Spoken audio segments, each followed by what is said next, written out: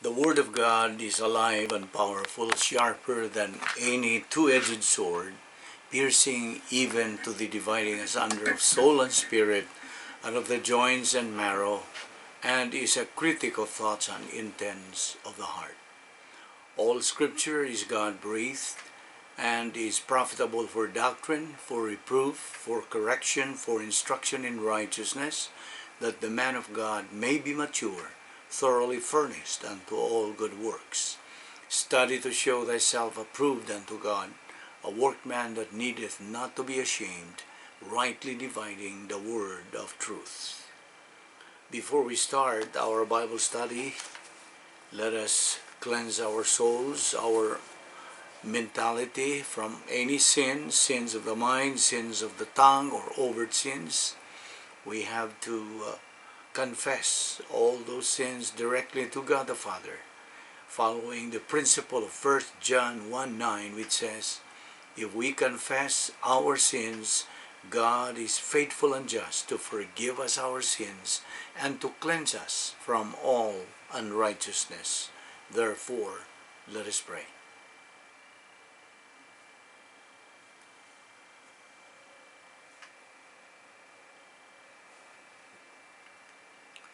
Let us pray.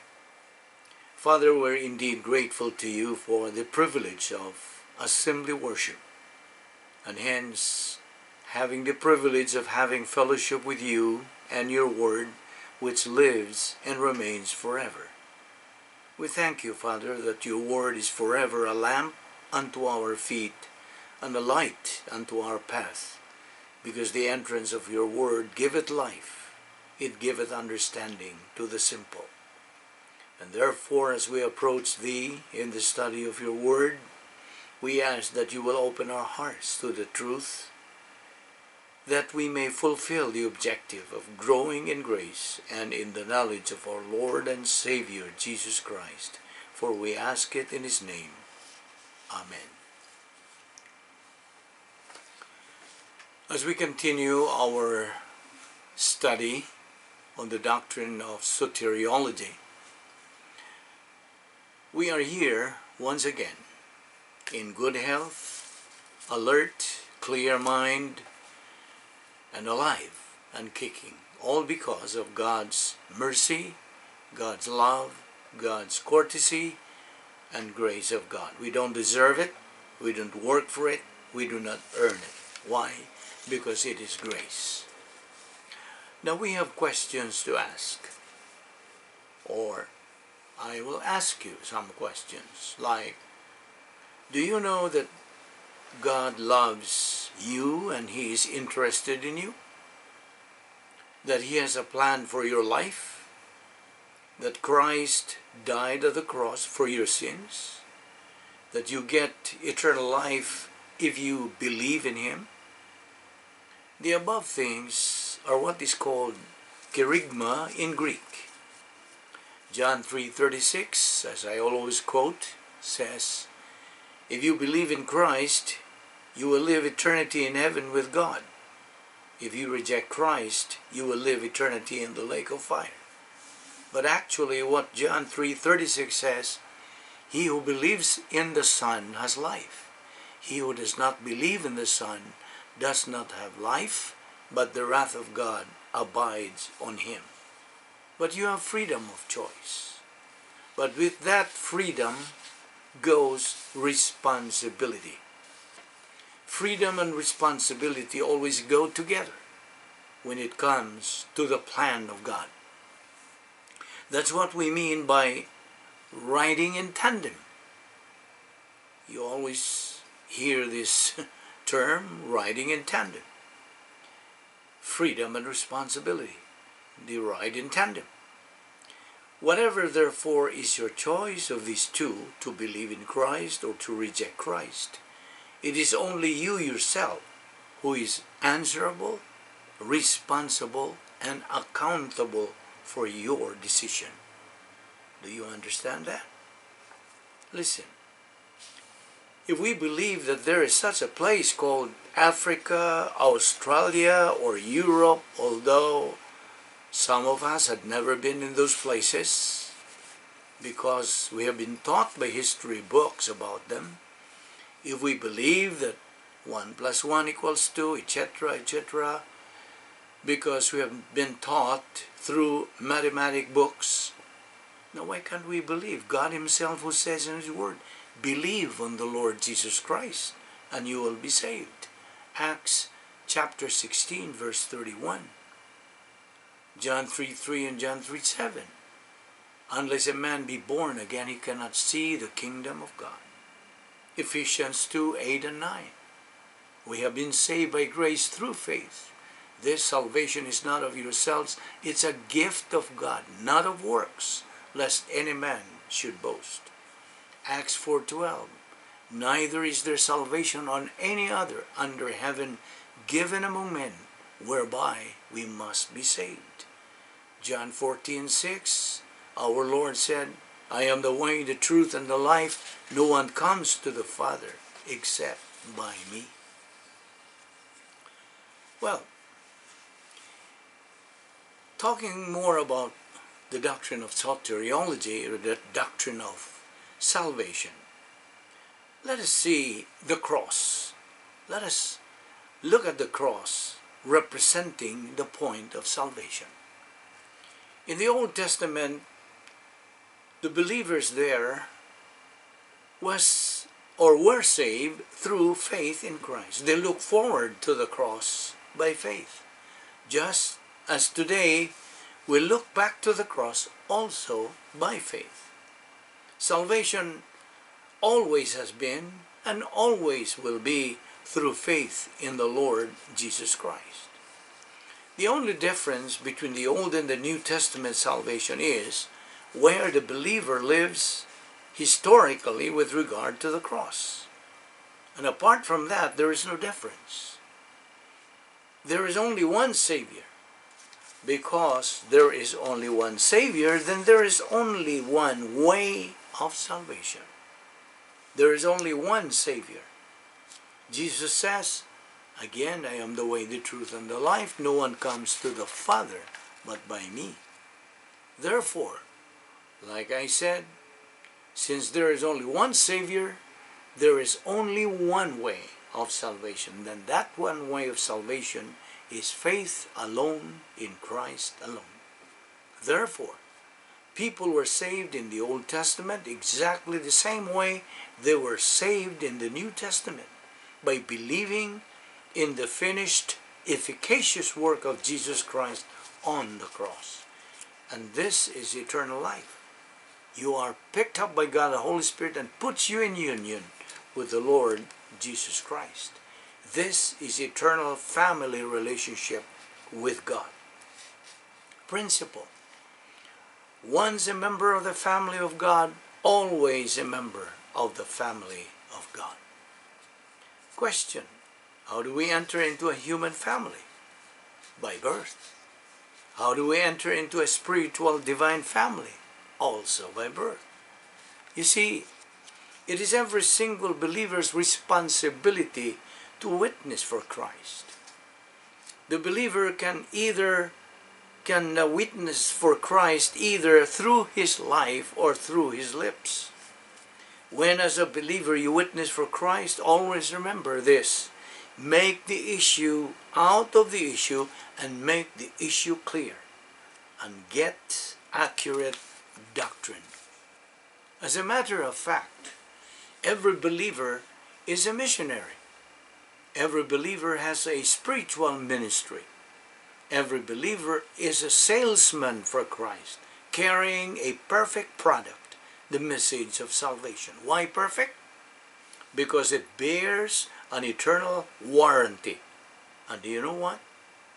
This product, which has an eternal warranty, is free. Now why free? Because someone has already paid it up for you. All one has to do is simply to accept it by faith.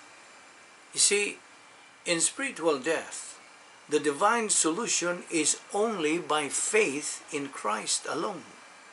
Anything added to faith is a human solution, and salvation is not yours. Do you know why? Because faith accomplished by human works is invalid. The only valid faith is faith without works. You can have tons of religion without 1 ounce of salvation. If we could earn our salvation, Christ would not have died to provide it. Salvation is a gift to be received, not a goal to be achieved. No one so good that he can save himself. No one so bad that God cannot save him. Faith plus lordship, salvation. Faith plus commitment. Faith plus anything negates salvation. We are saved by grace through faith, not of works, lest anyone should boast. Ephesians 2:8. So believe on the Lord Jesus Christ, and thou shalt be saved. Acts 16:31. At the moment of salvation, God takes over and provides the believer 39 irrevocable things plus 1, the filling of the Holy Spirit, which we call spirituality. Man has his own breaking point in life, and all people are going to check out from this world in due time. God's timing is what? Perfect. I repeat, God's timing is perfect. Respect man's volition. Whether he accepts or rejects salvation, that's his option. But he is answerable, accountable, and responsible for every decision he makes. So don't ever try to control other people's free will because you can't. If you do, you're just wasting your time. The function of human volition is a divine design. The divine design is to appropriate what God commands and to reject what God prohibits. Rejection of Christ as Lord and Savior is a maladjustment to the justice of God. Now, here is the doctrine of heathenism, the character of God. That's number 1. It is impossible for God to be unfair. He cannot violate the design of his plan. He cannot violate the nature, the integrity of his character. Let me repeat about the doctrine of heathenism. Number 1 point, the character of God. It is impossible for God to be unfair. He cannot violate the design of his plan. He cannot violate the nature, the integrity of his character. Number 2 point, the unlimited redemption. Salvation is provided for all members of the human race. Romans 5:6-8, 1 Timothy 2:6, Hebrews 2:9. Number 3 point, the declared will of God. 1 Timothy 2:4, 2 Peter 3:9, John 6:40. Number 4 point, geographical location. God will provide gospel information. John 7:17, Jeremiah 29:13. And number 5 point, heathens are heathens, not because they don't know God exists, but because they are fully cognizant of the existence of God. Romans 1:18-20 and Psalms 19:1-4. More on salvation. When you believe in Christ, immediately you become a member of the family of God. And you are imputed God's righteousness. So you are declared sanctified. That is your eternal relationship with God. And on the bottom circle of that, there is the temporal fellowship with God, redeeming the time because the days are evil. And then that is God's rest that all believers are supposed to stay, because staying in that rest area, we call it rest area, using your faith rest, God's rest, you develop that relaxed mental attitude, you're free from any sin, and then you are walking in the light, you're walking by faith, and you are walking in truth. So every time you commit sin, you're out of line, you can immediately utilize the principle of 1 John 1:9, which says, if we confess our sins, God is faithful and just to forgive us our sins and to cleanse us from all unrighteousness. Now, as believers, once we become negative to the Word of God, we live in a state of unreality in life.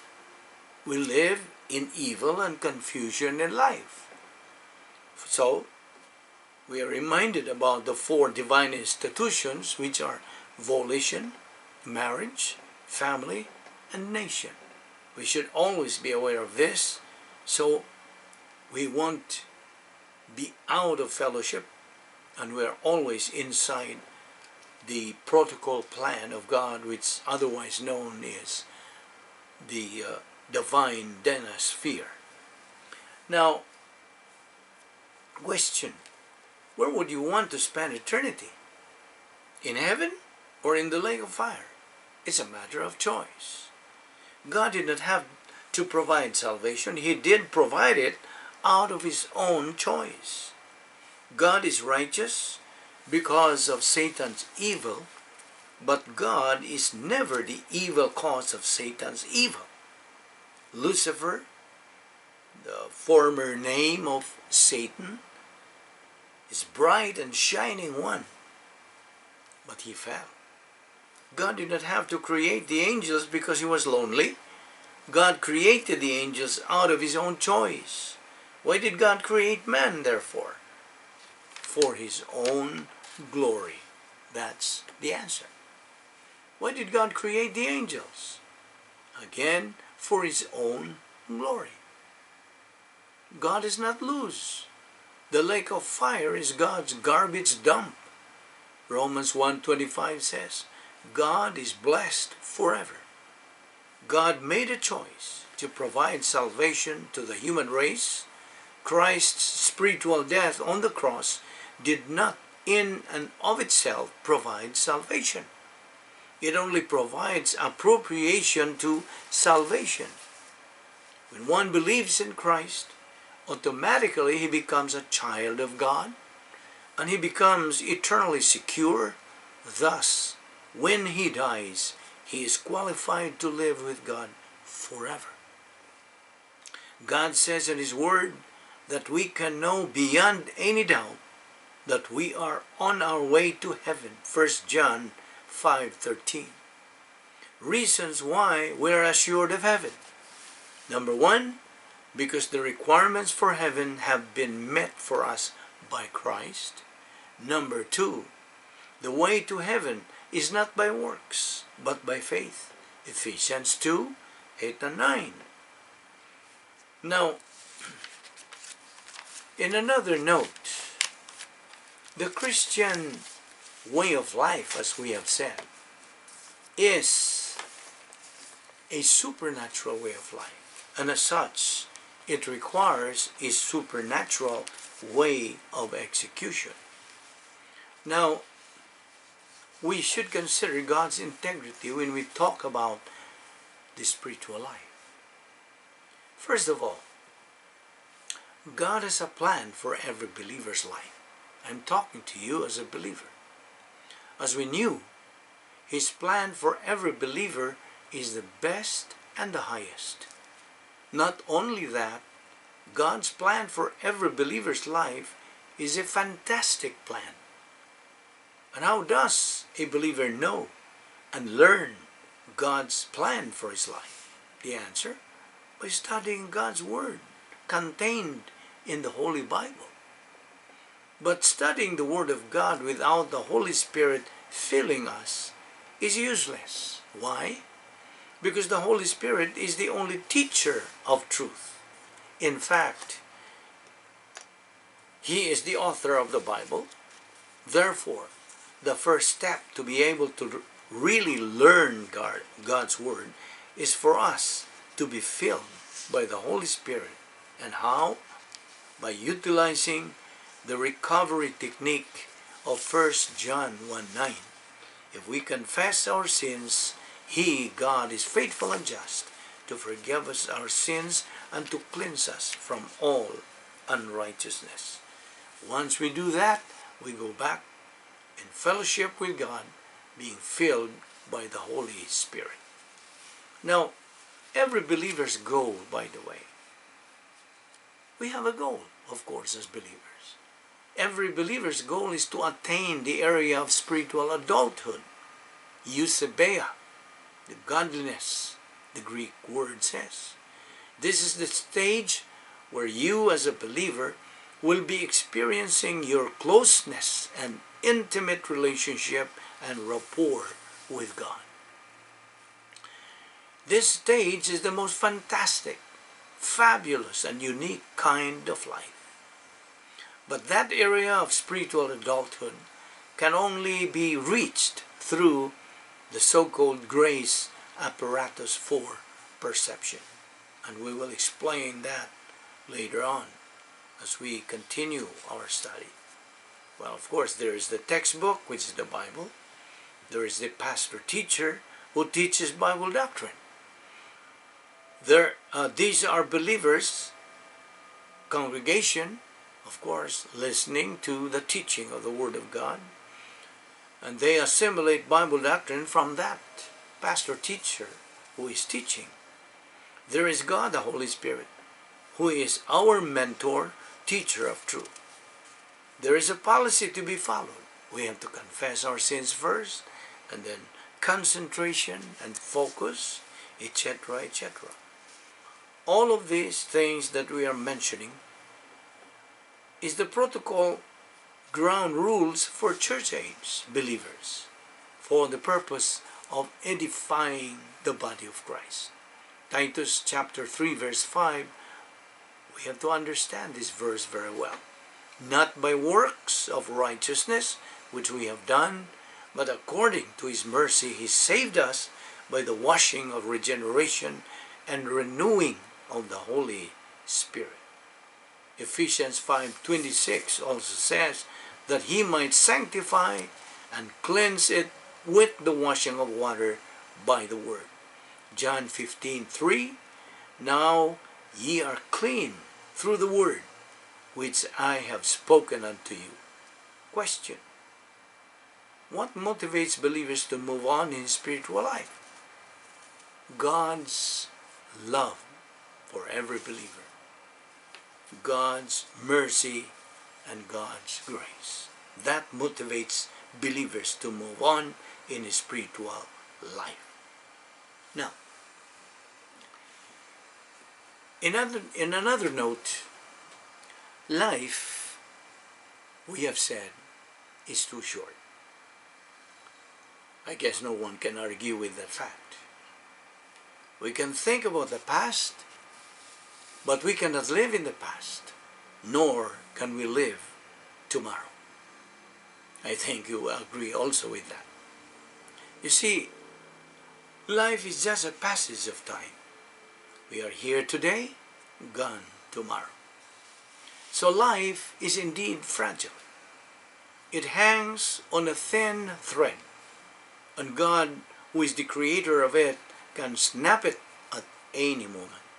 And so, since life is fragile, and in fact, in the book of James chapter 4, verse 14, it says, you are a mist that appears for a little while and then vanishes away. James likens our lives to a vapor, a mist. Like I said, we are here today, tomorrow we are gone. You see, we live in a broken world.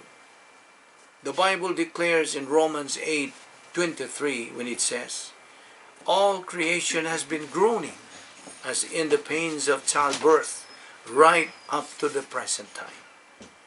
Yes, even with modern medicines and technology, people are dying every day at all ages for any number of reasons. During our lifetime, we make many many decisions, right? Some of these are good, and they can improve our mental, emotional, and physical well-being, while some of these decisions are bad and wrong, and they can bring unnecessary mental, emotional, and physical pain. However, even if we applied everything we read in the books as to how to maintain good health and we live to age 100, we still have to face the grim reality of dying and death, right? Because you know, everything in this world changes, agree? Our skin begins to wrinkle gradually. Our bones get weaker. We are all heading to old age, whether we like it or not. Every moment of every day, we're getting closer and closer to our own grave. But again, life is just a passage of time. And get this, our soul will live forever. Why? Because it is immortal. Why is it that so? Because it is how God designed it to be. That's why. So, the big question stands.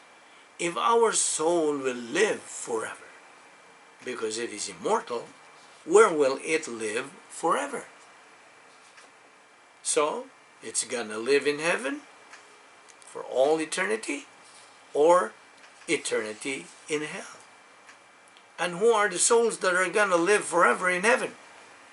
Those souls that while they were still on earth believed in Jesus Christ as their Lord and Savior. Supporting this truth is John 3:36, which I always quote. He who believes in the Son has life. He who does not have the Son does not have life, but the wrath of God abides on him. On the other hand, who are the souls that are going to live forever in God's eternal judgment? Hell. The answer? Those souls that, while they were still alive on earth, rejected Christ as Savior. Supporting the truth is still John 3:36. Whosoever believeth not in him, Jesus Christ, shall not have life, but the wrath of God abideth on him. This truth is clearly and lucidly delineated in the Word of God. It's up to man to believe it or to reject it. After all, he has his own free will to use. He has a free choice. But what's this? Whatever man decides, whether to believe it or to reject it, he is the only one accountable, responsible, and answerable for the decision he makes. Why? Because man has free will. That is completely free. Again, we will all die one way or another within this century. Okay? And it is only God who perfectly knows when, where, and how we die. Now may I ask you, do you know the current world population? What is the latest statistics? Do you know? Well, according to the latest statistics, the current world population is 7 point so and so billion. There are right now 7 point so and so billion people walking on the face of the earth, right at this very moment. Now, out of this population, 3 people die every second. 180 people die every minute. 11,000 people die every hour. 250,000 people die every day.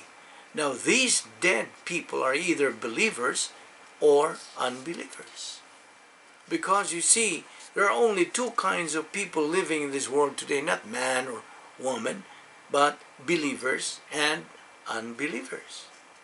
The book of Matthew chapter 7 verses 13 and 14 says, "Wide and easy is the gate that leads to destruction, and many are entering into it. But the road is narrow, and the way is hard that leads to life. Only few find it." So ask yourself, where do I belong? Where am I following? Is it at the wide and easy gate that leads to destruction, or at the narrow road which leads to life? We have a choice. If you then wish to go to heaven after you die, then choose the hard way, a narrow way, narrow road, because that leads to eternal life. And since this is the right way to settle your salvation by faith alone in Christ alone, then you need not fear death any longer. Why? Because your salvation is already secure, assured, and guaranteed. Who assured it? Who guaranteed it? God does. You see, God always keeps His word. He never ever lies. Why? Because He is perfect justice and perfect righteousness. Every time God makes a promise, that promise is always sure and absolutely certain. In fact, He means what He says, and He says what He means.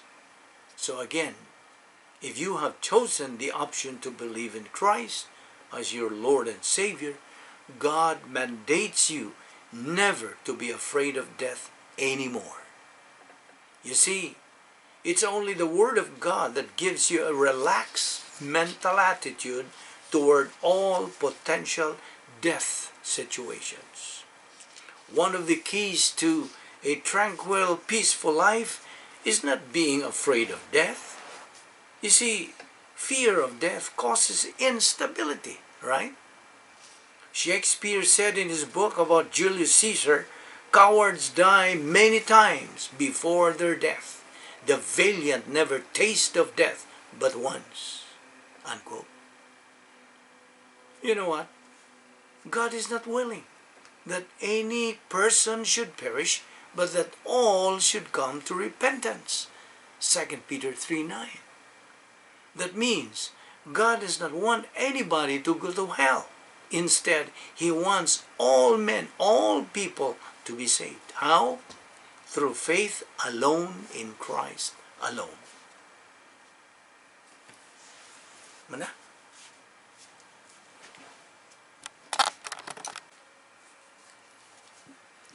Let me reiterate that point there, that in 2 Peter 3:9, God's Word says,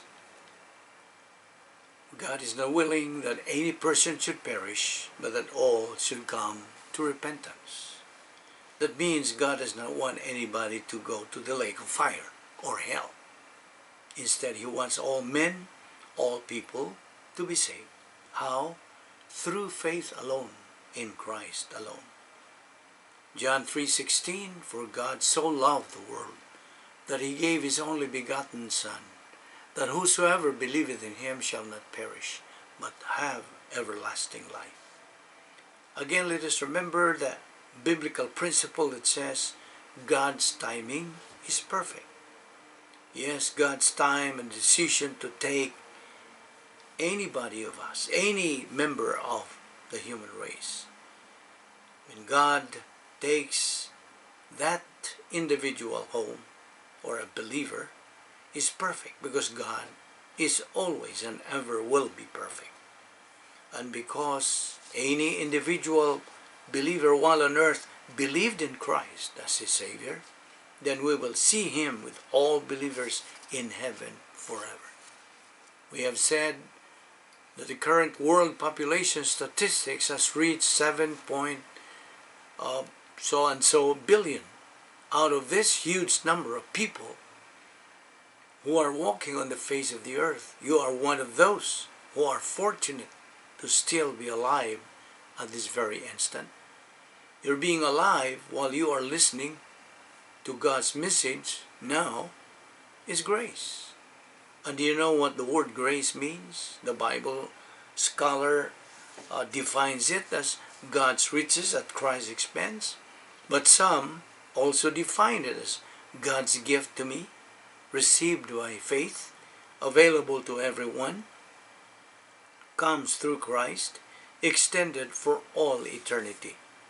But actually, grace is God's policy, and it is that which we do not deserve, we don't earn, and we don't work for, which is grace. We are still alive because of God's grace. We are still alive because God has a plan. Marvelous, fantastic, perfect, sophisticated plan for our life. And this perfect plan can only be learned from the Word of God. Hence, we are admonished by God to study it from the Bible, learn it and apply it in our life. And God assures us of a fabulous and fantastic life here in this present life and in the life hereafter. The choice is all yours. With your heads bowed and your eyes closed, we're going to close our service directed toward those who are without Christ, without hope, and without eternal life. This is a moment in your life. No matter what you think, no matter what you believe, it's a moment of consideration. It's a moment to put everything else out of your mind and think about the person of the Lord Jesus Christ. What does all this mean? What is Christianity? Christianity is Christ. It's a relationship with God through Christ. There's only one way to have that relationship, as the Scripture says. Believe on the Lord Jesus Christ, and you will be saved. What about works? All the works you can do have nothing to do with your relationship with God. Why? Because you are a sinner. Because you are not perfect as God is perfect. Because His righteousness has to reject unrighteousness. And you are unrighteous no matter how many good deeds you can do. That's where Christ comes in. That is how important He is.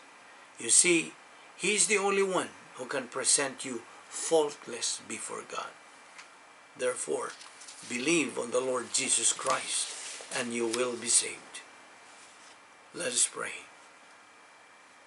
We thank you once again, Heavenly Father, for your wonderful word to us, so that we might understand ourselves, so that we might understand the world around us from the divine perspective, and so that we might understand what life is all about and why you still keep us alive in this world, and so that we might understand your perfect plan for our life and be able to know who and what you are, and to be reminded by your precious word saying that we all came from dust, and unto dust we shall return.